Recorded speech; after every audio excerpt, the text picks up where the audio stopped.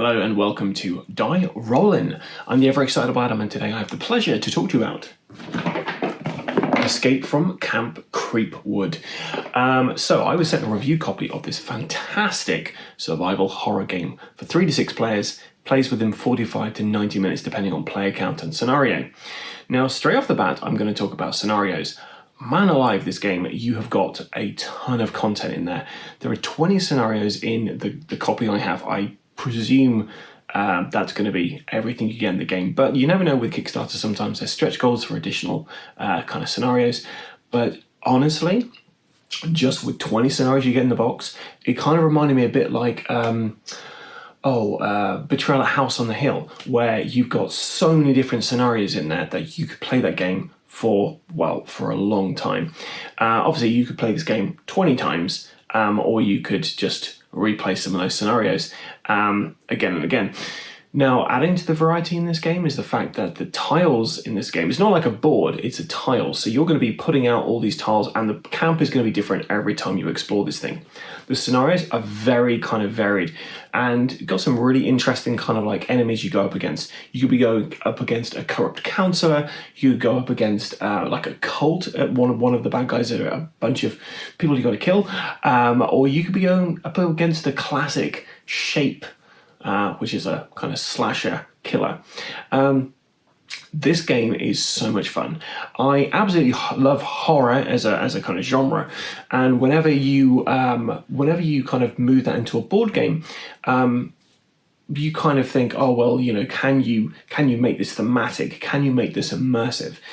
These guys have done this because not only is are the scenarios really interesting and very different from each other, but the camp tiles look really cool. The different characters you have in this are good, and there's just a slew of different enemies to go up against, which is great. The campers themselves, there's 6 different characters in here that you can choose from. So if you're playing at smaller player counts, then you can obviously chop and change that out every time you play. The movement's quite interesting in this as well because let's start off with rules. Rules wise, this is very easy to learn. It's very simple. The only kind of like wrinkles happen when you try different scenarios which might have different rule sets in them, but generally it's pretty simple. You're going to be doing 2 actions out of a possible list of 4 things you can do. When you're moving around in this game, you're going to be using your agility stat to move that amount of spaces, and you're also going to be rolling a dice, and on the dice, if an eye appears, then you're going to be drawing an event, and if a chest appears, you're going to be drawing an item card. Simple, right? Combat is really, really easy as well, and you can also roll skill tests, and your boards are really nice kind of double layered kind of boards. Double layered, I think that's the right term. It's really not. But yeah, essentially you can put your cubes in and move them up, and if somebody knocks the table, they're not going to spill everywhere and you're not going to, lose everything. There's around 170 plus events in this game as well, so you could play the same scenario several times and, have a different outcome due to the different events you get. All in all, this is just a really fantastic title. I absolutely loved playing this. We filmed some footage for this for the actual gameplay of it, which we unfortunately couldn't get up in time before the actual Kickstarter began, but I'm hoping to get this in the edit and get that up for you guys to check out for during the campaign itself. And I've flashed up a couple of images of certain things I'm talking about in this game so you can get an idea of what it looks like. The art style's really nice. The gameplay's really kind of simple and easy to learn, easy to pick up, easy to teach, which is really important with these kind of games.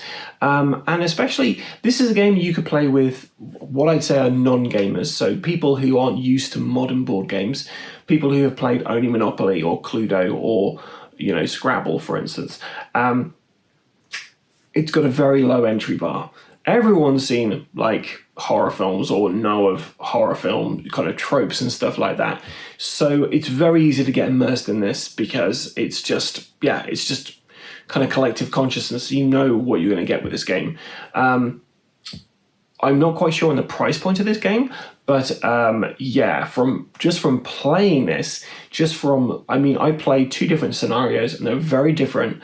I've flicked through the scenario book, read some of the other different scenarios in there, and just from having a look at that, looking at the content you get in this, I think it's definitely worth your time if you're a horror fan. And definitely if you're a fan of things like Betrayal at House on the Hill and you want something a bit different, this is, definitely ticks all the boxes for you there.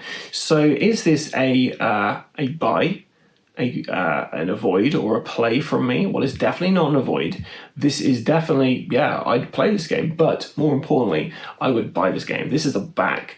So if you are watching this video and you know the Kickstarter's out at the moment and you're like, should I back, or should I play or avoid? I definitely recommend that you back this game because it is so much fun. It is just a love letter to the horror genre in such a lovely way, and such a great delivery as well. It's so simple to play this game, but not so simple in the sense that it's too basic.